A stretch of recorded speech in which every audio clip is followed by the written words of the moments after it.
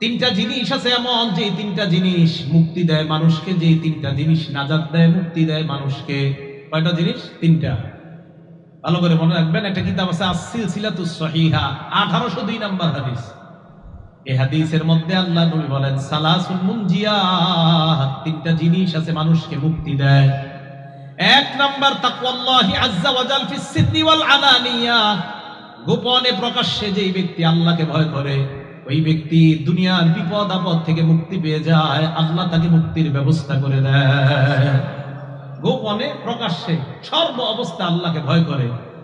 দুই নাম্বার ওয়াল কাউলু বিল হাক্কি, সত্য কথা বলে, ফির রিজা ওয়াস সাখাত, কেউ সন্তুষ্ট হোক বা অসন্তুষ্ট হোক, এই লোকটা সত্যি কথা বলে।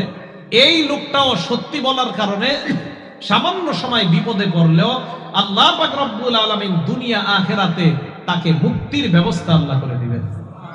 তিন নাম্বার ওয়াল কাসদ, যে ব্যক্তি মধ্যম পন্থা অবলম্বন করে, সচ্ছলতার সময় এবং দারিদ্রতার সময় মধ্যম পন্থা যে ব্যক্তি অবলম্বন করে, এই ব্যক্তিকেও আল্লাহ পাক রব্বুল আলামিন বিপদের সময় মুক্তির ব্যবস্থা করে দেন। তাহলে এর মধ্যে এক নাম্বার ছিল কি? আল্লাহকে ভয় করা। তো জেনে নিলাম আমরা আল্লাহকে ভয় করার 4 নাম্বার উপকার, বিপদ আপদ থেকে আল্লাহ মুক্তি দান করেন। 5 নাম্বার উপকার আল্লাহকে ভয় করার, জান্নাতে যাওয়ার রাস্তা আল্লাহ সহজ করে দেয়। তিরমিজি শরীফের 2450 নাম্বার হাদিস, 2450, ক্বালা রাসূলুল্লাহ সাল্লাল্লাহু আলাইহি ওয়াসাল্লাম, আল্লাহ নবী বলেন মান খাফা আদলাজা ওয়া মান আদলাজা বালাগাল মানজিলা। ভালো করে শুনেন, মান খাফা আদলাজা ওয়া মান আদলাজা বালাগাল মানজিলা। আল্লাহ নবী বলেন, যে ব্যক্তি ভয় পায়, আমি মনে হয় ওই সময় যদি রওনা করি আমি আমার কাঙ্ক্ষিত গন্তব্যে পৌঁছতে পারবো না, আমি লক্ষ্যে পৌঁছতে পারবো না। ওই লোক চিন্তা করে, আমি যদি সকাল 10টায় রওনা করি, না না, আমি যেই উদ্দেশ্যে রওনা করলাম আমার উদ্দেশ্য হাসিল হবে না।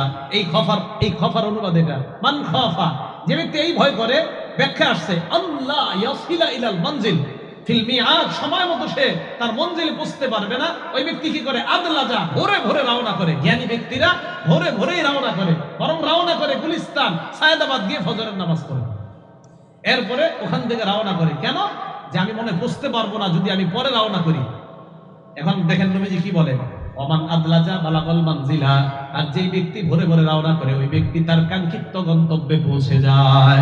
এই হাদিস থেকে একটা শিক্ষা আমাদের, আমরা কোথাও রওনা করলে ভোরে ভোরে রওনা করা, সুবহানাল্লাহ, তাহলে সুন্দরভাবে পৌঁছা যায়। আমি কিন্তু আপনার সাধারণত আপনারা বিভিন্ন সফরে নেন দিকে অন্য সময় রওনা করতে হয়, সাধারণত বাড়িতে বা আমার কোনো কাজে আমি রওনা করলে রাত 2টা-3টা বাজে, আলহামদুলিল্লাহ আমার ওই গন্তব্যে আমি রওনা করি, একদম চুপে চুপে জ্যাম মুক্ত ভাবে, কেউরে না জানে আর সহজে গন্তব্যে পৌঁছে যাই। আর হুজুরা জ্যামে বসে থাকে, জিজ্ঞেস করে আপনি আমি তো জ্যাম মুক্ত ভাবে আইসা বলছি। আরে কখন গেলেন? আমি তো ভাই ভোরে ভোরে চলে আসছি। গেলেন, হাদিসে আসছে ভোরে ভোরে রওনা করার কথা, তাই আগে আগে চলে আসছে, পরে আপনার রওনা করলেন, গেলে জ্যামে বসে থাকে। দেখুন হাদিসে আসছে নবী সাল্লাল্লাহু আলাইহি ওয়াসাল্লাম, যেই ব্যক্তি গন্তব্যে পৌঁছার আশঙ্কা করে সে তাড়াতাড়ি রওনা করে। যাই হোক, এবার মূল কথাটা শুনেন। আল্লাহ নবী বলেন, শোনো, আলা ইন্না সিলআতাল্লাহি গালিয়া, শোনো তোমরা, আল্লাহর পণ্য এটা দামি পণ্য।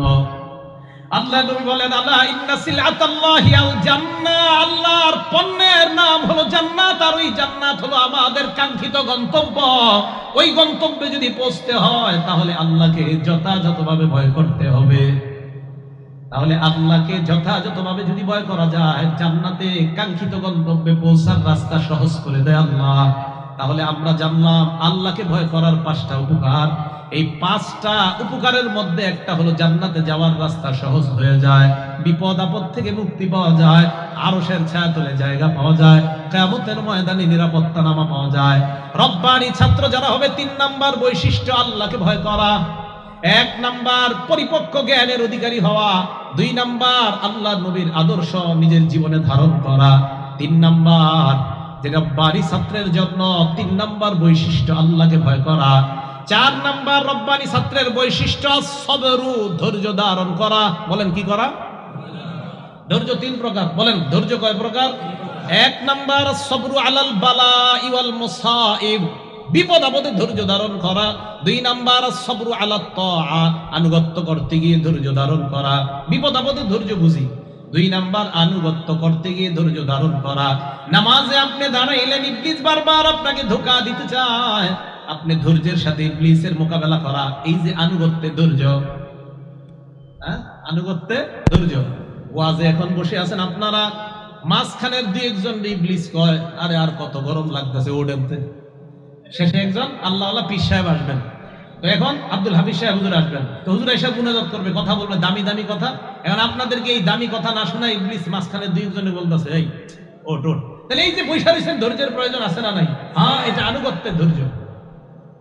দুই নাম্বার সবরু আলা তাআ, আনুগত্যে ধৈর্যশীল হওয়া। তিন নাম্বার সবরু আলাল মাসিয়া, অথবা সবরু আলাল ইজতিনাবি আনিল মাসিয়া, গুনাহ থেকে বেঁচে থাকার জন্য ধৈর্য ধারণ করা। গুনাহ থেকে বাঁচারও কিন্তু বহুত ধৈর্যের প্রয়োজন।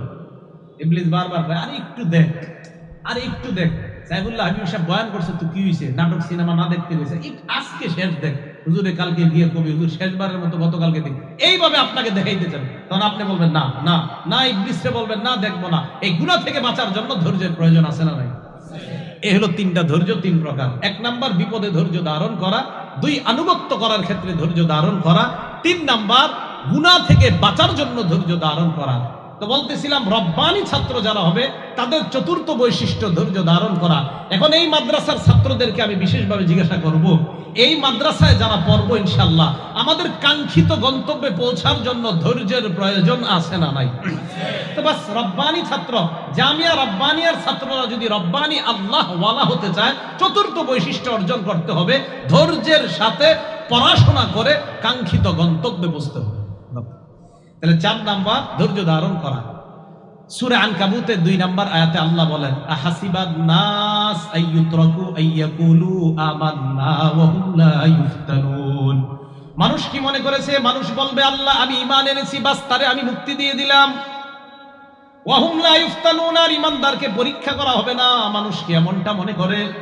ঈমান আনছো তো পরীক্ষার জন্য তুমি প্রস্তুত হয়ে যাও। ঈমান যারা আনছি পরীক্ষা দিতেই হবে, পরীক্ষার মধ্যে পড়তেই হবে। তা আল্লাহ বলেন আহাসিবান নাস, মানুষ কি মনে করে আইয়ুতরাকু, তাকে এমনি ছেড়ে দেওয়া হবে, আইয়াকুলু আমান্না, যে আমি আল্লাহ তোমার উপর ঈমান আনলাম, এই কথা বলার কারণে তাকে ছেড়ে দেওয়া হবে, ওয়া হুম লা ইফতানুন, আর তার পরীক্ষা নেওয়া হবে না। মানুষ কি এমনটা মনে করে? না। তাহলে বলেন আপনাদের থেকে আমি শুনতে চাই, ঈমান আনছি তো পরীক্ষার সম্মুখীন হতে তৈরি আছি তো সবাই? হতেই হবে পরীক্ষা। তাহলে ঈমান আনছি, মুমিন তো আমরা পরীক্ষার সম্মুখীন হতেই হবে। আল্লাহ আমাদের সকলকে প্রস্তুত থাকার তৌফিক দান করুন। বুখারী শরীফের একটা বর্ণনা, 5652 নাম্বার হাদিস, আব্দুল্লাহ ইবনে আব্বাস রাদিয়াল্লাহু তাআলা আনহু এক ব্যক্তিকে বলে আলা উরিকা ইমরাতাম মিন আহলিল জান্নাহ, এই আমি কি তোমাকে জান্নাতি একজন নারী দেখায় দিব না? মন দিয়ে শুনেন। হাযিহিল মারআতুস সাউদা, এই কালো নারীটা জান্নাতি। সুবহানাল্লাহ, এই কালো নারীটা জান্নাতি। এমনি বলছে এই কালো নারীটা জান্নাতি। আতাতিন নবী সাল্লাল্লাহু আলাইহি ওয়াসাল্লাম, এই কালো নারীটা আল্লাহর নবীর কাছে আসছে, আসার পর কয় ইয়া রাসূলুল্লাহ ইন্নী উসরাউ ওয়া আতাকাশশাফু, ইয়া রাসূলুল্লাহ আমার মাঝে মাঝে মৃগী রোগ হয়। মৃগী রোগ চিনেন না আপনারা? মৃগী রোগের কারণে আমার শরীরের সতর খুলে যায়। ইয়া রাসূলুল্লাহ ফাদউল্লাহ লি, আপনি আল্লাহর কাছে আমার জন্য দোয়া করেন। আল্লাহ নবী তাকে 2টা অপশন দিলেন। 1 নাম্বার আল্লাহ নবী বললেন আমি তোমার কাছে 2টা অপশন রাখতেছি। 1 নাম্বার, যদি তুমি ধৈর্য ধারণ করো, দেখেন কি কয়, যদি তুমি ধৈর্য ধারণ করো, ইন সাবারতি লাকিল জান্নাত, এই অসুস্থতায় যদি তুমি ধৈর্য ধারণ করো, তোমার ঠিকানা মরার সাথে সাথে জান্নাত। আরেকটা অপশন হলো দাউতুল্লাহ, আমি আল্লাহর কাছে তোমার জন্য দোয়া করি, আইয়ু আফিয়াকি, আল্লাহ যেন তোমাকে সুস্থ করে দেয়, এই দোয়া করি। ওই মহিলা কয় ইয়া রাসূলুল্লাহ আমি অসুস্থতা চাই না, এই অসুস্থতা নিয়েই আমি ধৈর্য ধারণ করে আল্লাহর জান্নাতি হতে চাই। হুজুর আমি জান্নাতি হতে চাই। আমি চিন্তা করি মাঝে মাঝে এরা কেমন ধৈর্যশীল ছিল। হুজুর আমি মনে পারতাম না। চিন্তা করেন আপনি, নারী কইতেছে না মৃগী রূপ, কত বড় ভয়ঙ্কর রূপ। হয় না হুজুর আমি তাহলে আমি জান্নাতে যাবো, আমি ধৈর্য ধারণ করি। কি আজীব কথা, আমি জান্নাতে যাবো হুজুর, আমি ধৈর্য ধারণ করতে রাজি আছি। পরে ওই নারী বলতেছি ইয়া রাসূলুল্লাহ আমার তো সতর খুলে যায়, আল্লাহর কাছে শুধু এতটুকু দোয়া করেন আমার সতরটা যেন খুলে না যায়। ফাদা লাহা, নবীজি সাল্লাল্লাহু আলাইহি সাল্লাম এতটুকু অংশের জন্য বললেন আল্লাহ ওই রোগের দ্বারা তুমি তাকে জান্নাত দিও। আর তার এই যে সতর খুলে যায়, আল্লাহ আমি তোমার কাছে দোয়া করতেছি তার এই অবস্থাটা থেকে আপনি তাকে হেফাজত করেন। নারীকে নবী অপশন দিলেন, তুমি এই অসুস্থতায় ধৈর্য ধারণ করলে লাকি জান্নাত। আমি অবাক হয়ে গেলাম, ওই নারী কয় হুজুর আমি ধৈর্য ধারণ করবো, আমি জান্নাত চাই। তাহলে ধৈর্য ধারণ করলে জান্নাত পাওয়া যায়। রব্বানি ছাত্র যারা হবে তাদের চতুর্থ বৈশিষ্ট্য, তারা ধৈর্যশীল হবে। তারা কি হবে? ধৈর্যশীল হবে রব্বানি ছাত্ররা। 5 নাম্বার বৈশিষ্ট্য, আসল কথাটা মন দিয়ে শোনেন। রব্বানি ছাত্র যারা হবে, আল আমালু বিল ইলমি, যা জানছে ওই জানা অনুযায়ী আমল করবে, তারাই হবে প্রকৃত আল্লাহওয়ালা ছাত্র। এই মাদ্রাসায় যা জানলাম, এই যে আজকে ওয়াজে আসলেন, যা জানলেন জানার পর আমল করা। যেমন আজকে আপনাদেরকে আমি অনেক কিছু শিখাইলাম, এর মধ্যে একটা শিখাইলাম নবী একটা দস্তরখান বিছাইছে, এই দস্তরখানের মধ্যে খাবার। এই দস্তরখানটা কোথায়? জান্নাতের খাবার। জান্নাতটা হলো ঘর। নবী দাওয়াত দিছে আমাদেরকে, নবী নাই, নবীর ওয়ারিস আলেমরা দাওয়াত দিতেছে। দাওয়াতে যারা সারা দিবেন তাহলে ওই দস্তরখানের খাবার খাইতে পারবেন। শেষে ব্যাখ্যা দিয়ে দিছে, যারা এই ডাকে সারা দিবে তারাই মূলত নবীর অনুসারী হবে, তারা আল্লাহর অনুসারী হবে। যারা ডাকে সারা দিবে না তারা নবীর নাফরমান হবে, তারা আল্লাহরও নাফরমান হবে। এই যে শিক্ষাটা আমরা শিখলাম, শিখার পর এটা আমরা নিজের আমল করব। হ্যাঁ, ওই দস্তরখানের খাবার আমি খেতে চাই, আমরা খেতে চাই, এই জন্য নবীর প্রকৃত অনুসরণ করতে হবে। এই শিক্ষা আমরা জানলাম। আল্লাহ আমাদেরকে আমল করার তৌফিক দান করেন। 5 নাম্বার, আল আমালু বিল ইলমি, যা জানলাম ওই অনুযায়ী আমল করবে আল্লাহওয়ালা ছাত্রের, এটা 5 নাম্বার বৈশিষ্ট্য। এই ব্যাপারে আপনাদেরকে একটা হাদিস শোনাই, তিরমিজি শরীফের 2417 নাম্বার হাদিস। আল্লাহ রাসূলুল্লাহ সাল্লাল্লাহু আলাইহি ওয়াসাল্লাম, আল্লাহ নবী বলেন, লা তাজুলু কদামা আবদিন হাত্তা ইউসআলা আন উমরিহি ফিমা আফনা ওয়া আন ইলমিহি ফিমা ফাআলা ওয়া আন মালিহি মিন আইনা ইকতাসাবা ফিমা আনফাকা ওয়া আন জিসমিহি ফিমা আবলা। 4টা প্রশ্নের উত্তর না দেওয়ার আগে আদম সন্তানের 2 পা সামনে নড়বে না। কিয়ামতের ময়দানে আদম সন্তান কোন বান্দার 2 পা একটু নড়বে না 4টা প্রশ্ন না দেওয়া ছাড়া। 1 নাম্বার, আন উমরিহি ফিমা আফনা, জীবন সম্পর্কে জিজ্ঞাসা করা হবে, জীবন কোন কাজে ব্যয় করেছো। 2 নাম্বার, আন ইলমিহি ফিমা ফাআলা, ইলম সম্পর্কে জিজ্ঞাসা করা হবে, ইলম কি কাজে লাগাইছো। 3 নাম্বার জিজ্ঞাসা করা হবে, ওয়ান মালিহি বিন আইনা ইকতাসাবা ফিমা আনফাকা, তোমার সম্পদ কোত্থেকে কামাই করেছো, কোথায় খরচ করেছো। হালাল পথে কামাই করেছো, হালাল খাতে ব্যয় করেছো কিনা, হালাল পথে কামাই করেছো কিনা, হালাল পথে উপার্জন করেছো কিনা, হালাল খাতে ব্যয় করেছো কিনা, প্রশ্ন হবে 3 নাম্বার। 4 নাম্বার, ওয়ান জিসমিহি ফিমা আবলা, শরীর সম্পর্কে জিজ্ঞাসা করা হবে, এই শরীর কোথায় ধ্বংস করেছো। রাতে দরজা লাগিয়ে মা বাবার আড়ালে তুমি তোমার জীবনের যৌবনের উপর কোন অত্যাচার চালিয়েছো কিনা, কিয়ামতের ময়দানে আল্লাহর কাছে জবাবদিহিতা করতে হবে। আর জিসমিহি ফিমা আবলা, জীবন শরীর ধ্বংস করেছে কিনা কোন সন্তান, এটার জবাবদিহিতা আল্লাহর কাছে করতে হবে। তাহলে 2 নাম্বার ইলম, ইলমের প্রশ্ন করা হবে, এই ইলম অনুযায়ী আমল করছো কিনা। রব্বানি ছাত্র, আল্লাহওয়ালা ছাত্রের 5 নাম্বার বৈশিষ্ট্য ইলম অনুযায়ী আমল করা। তাহলে আমি আবার সংক্ষেপে বলি। 1 নাম্বার আল্লাহওয়ালা ছাত্রের বৈশিষ্ট্য পরিপক্ক আলেম হওয়া, আর এটার ব্যাখ্যা দিছিলাম। 2 নাম্বার বৈশিষ্ট্য নবীর সুন্নাহকে আঁকড়ে ধরা। 3 নাম্বার বৈশিষ্ট্য আল্লাহকে ভয় করা, আল্লাহরে ভয় করার 5 উপকারিতা আলোচনা করেছি। 4 নাম্বার বৈশিষ্ট্য আল্লাহওয়ালা ছাত্রের ধৈর্য ধারণ করা, এটার 3 প্রকার ব্যাখ্যা করলাম। 5 নাম্বার বৈশিষ্ট্য যে আল্লাহওয়ালা ছাত্র হবে, তার 5ম বৈশিষ্ট্য হলো ইলম অনুযায়ী আমল করা। এই 5 বৈশিষ্ট্যে গুণান্বিত হয়ে সকলকে আল্লাহ রব্বানি ছাত্র হওয়ার তৌফিক দান করেন, সকলে বলেন আমিন। এই গেল মাদ্রাসার প্রথম অংশের ওয়াজ। মাদ্রাসার নাম কি? জামিয়া রব্বানিয়া, এটা হলো প্রথম অংশ।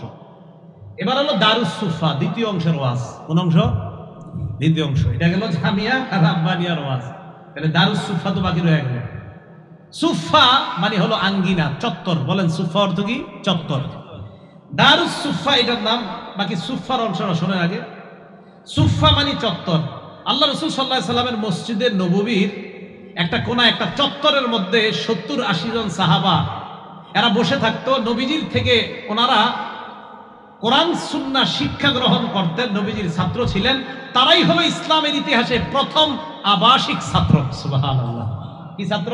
আবাসিক। হ্যাঁ, আবাসিক ছাত্র।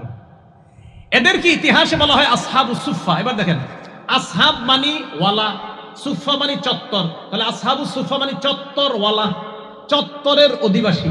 তো আসহাবু সুফা মানে নবীজির মসজিদের ওই চত্বরে যে সাহাবারা বসে বসে কোরআন হাদিস শিখতেন তাদেরকে বলা হয় আসহাবু সুফা, মানে চত্বরের অধিবাসী, চত্বরের সাহাবা। সুবহানাল্লাহ। এই মাদ্রাসার নাম দারুস সুফা। এই মাদ্রাসা গঠন করার দ্বিতীয় উদ্দেশ্য, ওই আসহাবে সুফা নবীর মসজিদের ওই চত্বরে যে 70-80 জন সাহাবারা যেমন ইতিহাসের শ্রেষ্ঠ ছাত্র ছিল, জামিয়া রাব্বানিয়ার ছাত্ররা যেন ওই সুফার সাহাবাদের মতো শ্রেষ্ঠ ছাত্র হতে পারে, এই মাদ্রাসা গঠনের এটা দ্বিতীয় উদ্দেশ্য। তাহলে সুফা ওই চত্বরে যে ছাত্র ছিল তাদের মতো এই মাদ্রাসার ছাত্ররা হওয়ার চেষ্টা করতে হবে। আসহাবে সুফাদের ব্যাপারে বুখারী শরীফের 442 নম্বর হাদিসের মধ্যে আসছে, আবু হুরায়রা রাদিয়াল্লাহু তাআলা আনহু বলেন, ইন্নী রাআইতু 70 মিন আসহাবিস সুফা, আমি আসহাবে সুফার 70 জনকে এমন দেখেছি, মা আলাইহিম রিদা, আরেক বর্ণনায় মা মিনহুম রাজুলুন আলাইহিম রিদা, তাদের কারো শরীরের মধ্যে আমি বড় কোনো চাদর দেখি নাই, কারো শরীরের মধ্যে দেখছি ইজার, একটা লুঙ্গি, অথবা আও কিসাউন, অথবা ছোট চাদর। দেখেন কি কয় আবু হুরায়রা বলেন, আমি তাকায়া দেখলাম, রাবাতুহু ফি আনাকিহিম, এই লুঙ্গি আর চাদর গলার মধ্যে পেঁচাইছে, গলায় লুঙ্গি চাদর গলায় পেঁচানোর পর তাকায়া দেখলাম তাদের কারো লুঙ্গি, কারো চাদর হাঁটু পর্যন্ত, কারো আর একটু নিচ পর্যন্ত যায়, এটাই তাদের পোশাক, এটাই তাদের পোশাক। দেখছেন, এই জন্য আল্লাহ তাদেরকে কি কবুল করছে। তা আবু হুরায়রা রাদিয়াল্লাহু আনহু আরেকটা হাদিস মনে পড়ে গেছে, তিরমিজি শরীফের 2368 নম্বর হাদিস, আন্না রাসূলুল্লাহ সাল্লাল্লাহু আলাইহি ওয়াসাল্লাম সাল্লা বিন নাস, নবীজি সাহাবাদেরকে নিয়ে নামাজে দাঁড়াইতেন, আমরা তাকায় দেখতাম ওই নামাজের মধ্যে ইয়াখিরু রিজাল মিন মাকামাতিহি, কোন কোন সাহাবা দাঁড়ানো থেকে পড়ে যায়, দাঁড়ানো থেকে পড়ে যায়। জানুনি কেন? ক্ষুধার যন্ত্রণায়। কিসের যন্ত্রণায়? ক্ষুধা। আমরা কত আরামে, কত সুন্দর এই আরামের মধ্যে শিক্ষার পরিবেশ যে আল্লাহ করে দিয়েছে, সকলে বলেন আলহামদুলিল্লাহ। তাদের ত্যাগের কারণে আজকে আমরা এই আরামে শিক্ষা গ্রহণ করতে পারতেছি, তাদের ত্যাগের কারণে মসজিদে এসির মধ্যে আমরা নামাজ পড়তেছি, এটা তাদের ত্যাগ, নিঃসন্দেহে, কোনো সন্দেহ নাই।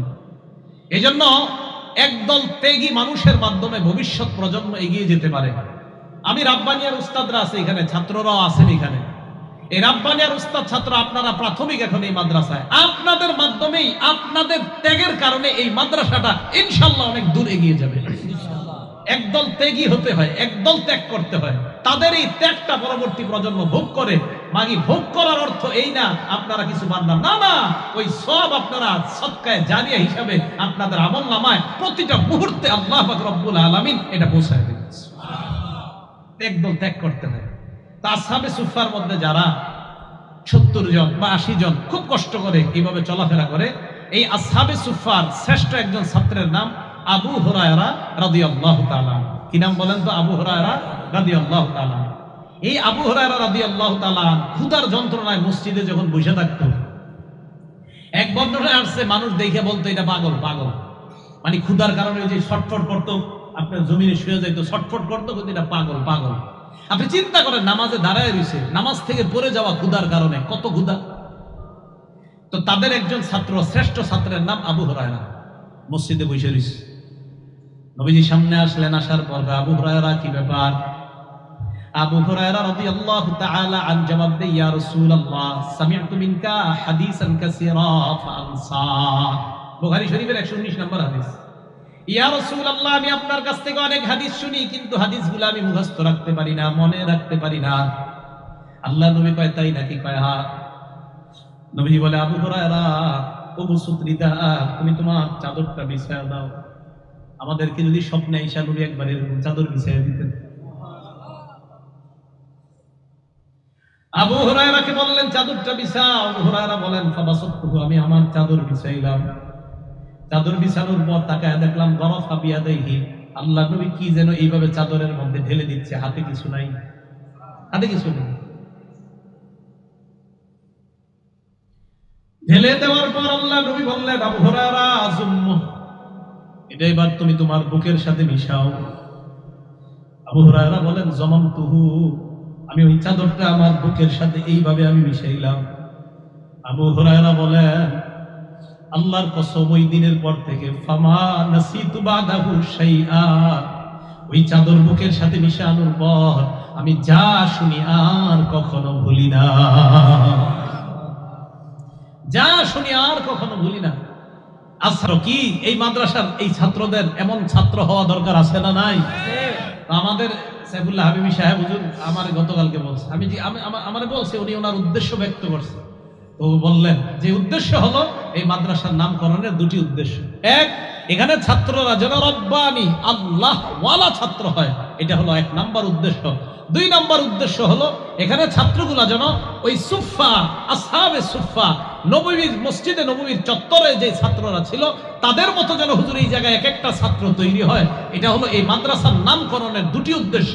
এখন আপনাদের কাছে জানতে চাই, এই যে মাদ্রাসা নামকরণের দুটি উদ্দেশ্য, এই দুটি উদ্দেশ্য বাস্তবায়ন করতে আমাদের যদি মাঝে মাঝে উনি আমাদেরকে ডাকে, কোনো কারণে আমাদেরকে ডাকে, দোয়ার প্রয়োজন হয়, পরামর্শ দেওয়ার প্রয়োজন হয়, যে কোনো ভাবে আমাদেরকে ডাকলে আমরা ইনশাআল্লাহ তার আহ্বানে সাড়া দিতে তৈরি আছি ইনশাআল্লাহ।